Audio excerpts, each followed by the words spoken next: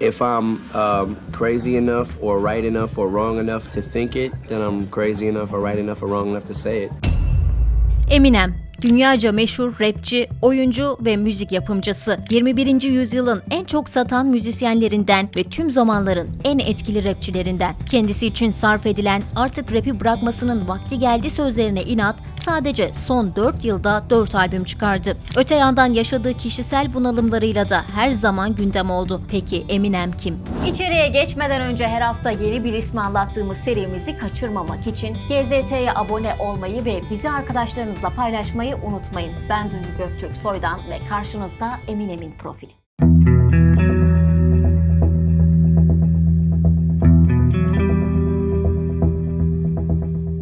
Tam adı Marshall Bruce Mathers. 17 Ekim 1972'de Amerika'nın Missouri eyaletinde dünyaya geldi. Eminem için başarı ve zorluk hep iç içeydi. Bu zorluklar doğumunun hemen ardından başladı ve ilk olarak babası ailesini terk etti. Bu tarihten sonra annesiyle birlikte tam bir göçebe hayatı yaşadı. Yaşadığı zor ve çalkantılı hayat eğitimine yansıdı ve 17 yaşında okulu bıraktı. Başarı ve zorluk hep iç içeydi dedik ya. Eğitim hayatında yaşadığı zorlukların yerini de giderek büyüyen bir başarı dolduruyordu. 14 yaşında isminin baş harfleri olan 2 M'nin bir araya gelmesinden oluşan M&M adını kendisine takma ad seçti ve amatör rap yapmaya başladı. Bu kısaltma daha sonra fonetiğiyle Eminem olarak yazılacaktı ve bugün bildiğimiz ismi oluşturacaktı.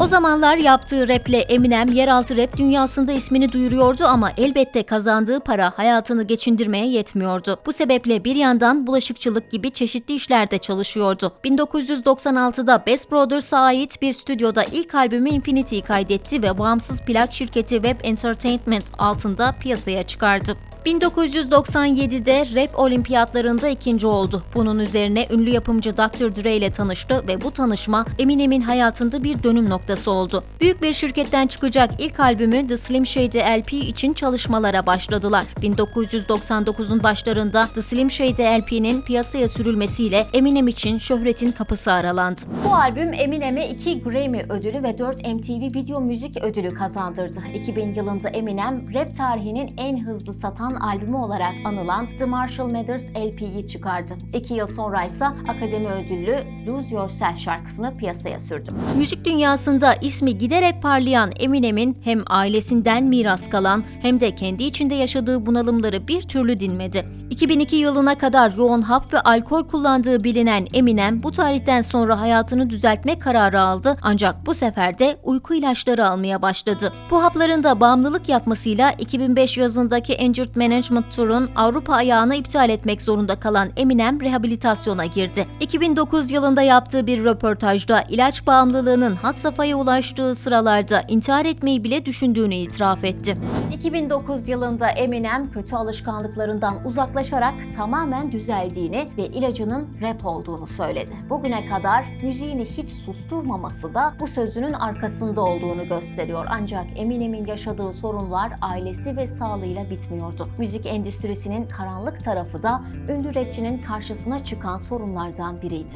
Eminem rapi hiç bırakmadı fakat 2010 yılında çıkan Recovery yani iyileşme isimli albümü 2000'lerin başındaki şöhretine kıyasla medyada yeterince yer bulmadı. Albümde Eminem şu sözleri söylüyordu. Ruhumu şeytana sattım, geri alamayacağımı biliyorum. Sadece terk edip gitmek istiyorum. Bir kesim bu sözlerin sadece bir metafor olmadığını, Eminem'in özellikle kızı olmasının ardından müzik endüstrisinin karanlık tarafından uzaklaşmaya çalıştığını yazıp çizmeye başladı. Eminem bu tarihten sonra çoğu albümünün reklamını dahi yeterince güçlü şekilde yapamadı. 2020 yılında çıkardığı To Be Murdered By adlı albümü önceden duyurulmadı bile. Tüm bunlar Eminem'in artık kötü rap yapmasından kaynaklanmıyordu. Birdenbire sönen bu sahne ışıkları bir kesim tarafından Eminem'in müzik endüstrisiyle olan kavgasına yoruldu. İddialara göre endüstrinin hakimleri Eminem'i artık göz önünde istemiyordu.